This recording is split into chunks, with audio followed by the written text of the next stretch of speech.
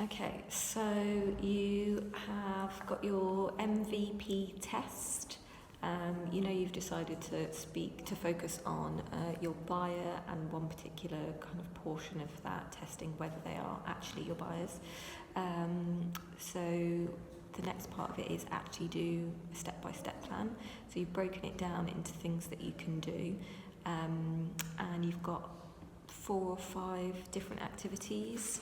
And it's really, really important to be realistic. So have a think about when you want to get these things done by. And it's a very good habit to get into, which is to predict how long you think it's going to take. So number 1 is refine your pitch and practice. Have a think, how long do you think that's going to take? I think that's ongoing. So I'm going to do it, refine it, and each time it'll be changing a little bit as I go along. Okay. So that'll be ongoing, but I will do it immediately. Okay. Within the next day or so, I will have something. Okay. But then tweak it as it evolves as you go along. So give yourself a time target. Like how long do you want to give yourself to? It doesn't have to be perfect. It doesn't have to be complete, but it just has to be. So that you have spent this amount of time on it. What are you going to give yourself? Monday, Tuesday latest. So that's your final target. In terms of how much time you're going to spend on it, are you going to spend 15 minutes? Are you going to spend half an hour, an hour per day? Like, what is it that you're going to do? See, at the moment it's difficult for me to say because of my personal circumstances. You're in control. Yeah. Nobody is putting any pressure on it. You put how long you think. So between 1 to 2 hours per day. Be realistic.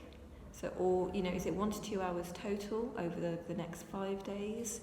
And that's no, it's 1 to 2 hours. If I sit on the computer, it's the maximum I do is 2 hours and practicing. But the thing is, I wouldn't be just practicing the pitch. It'd probably be me.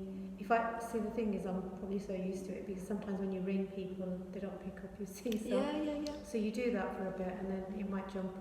So when I'm talking 1 to 2 hours per day, it'd be like everything. A mixture. Everything included. Yeah, Okay, so really good idea is to set yourself a time target, have a guess about how long it might take, because you're going to come to do something very similar in a couple of weeks' time, in 4 weeks' time, and it just helps you to build your knowledge about how you work and how long things take, because you might be really up against it in a few months' time. You're like, no, I know I need to do this, so I'm going to give myself 2 hours, but actually I know it takes me 4 hours, so I'm setting myself up to fail. Right. Whereas actually you can just be more realistic based on past experience, but you only know that if you write it down and you really track it. So that's just a good process to get into. So you've got your plan for the next 1 to 2 weeks, the different things that you're going to do, who you're going to contact, how you're going to contact them, and maybe that's actually part of one of your activities, just creating that plan. Okay.